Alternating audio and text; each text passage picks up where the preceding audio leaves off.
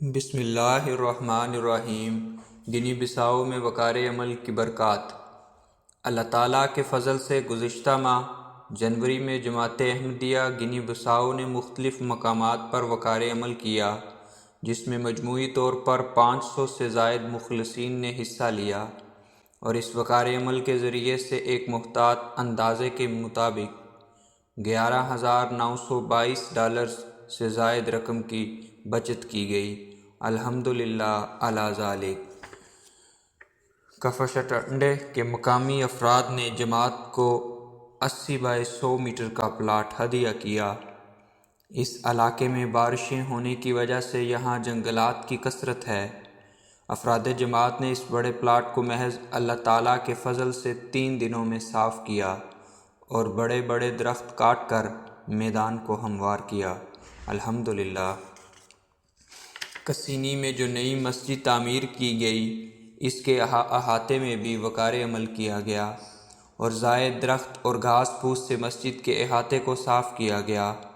اس علاقے میں بھی احباب جماعت نے وقار عمل کے ذریعے سے مسجد کے لیے ریت اور پتھر اکٹھے کیے۔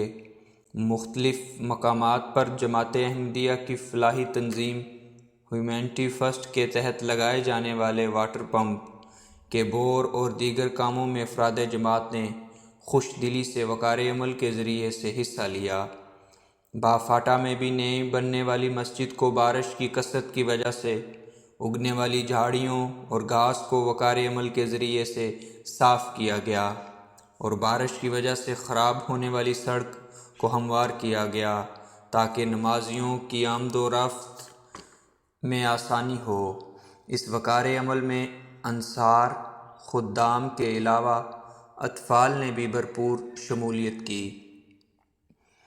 کنتو بالعلم حضرت مسیح موعود علیہ الصلوۃ والسلام کے مجاہدوں نے اپنی نئی بننے والی مسجد کے لیے 3500 بلاک وقار عمل کے ذریعے سے خود تیار کیے، اور پھر ریت، بجری اور بڑے پتھر دور دراز سے اکٹھے کر کے مسجد کے احاطے میں لائے۔ ڈیمبا کابرا۔ ڈیمبا کابرا میں گزشتہ سال 420 افراد نے بیعت کی، اور ان 9 مبائن نے مسجد کی تعمیر کا کام شروع کر دیا ہے، اور وقار عمل کے ذریعے سے 2000 بلاکس بنائے۔ جونگولی میں بھی نئی تعمیر ہونے والی مسجد کے لیے 9 مبائن نے ریت، بجری اور بہت وزنی پتھر اکٹھے کیے، اور درختوں کو کاٹ کر مسجد کی چھت کے لیے استعمال ہونے والی لکڑیاں تیار کی گئیں۔ اللہ تعالیٰ ان مخلصین کے ایمان و اخلاص میں برکت عطا فرمائے، اور جلد ان کے تمام نیک مقاصد کو پایۂ تکمیل تک پہنچائے۔ آمین۔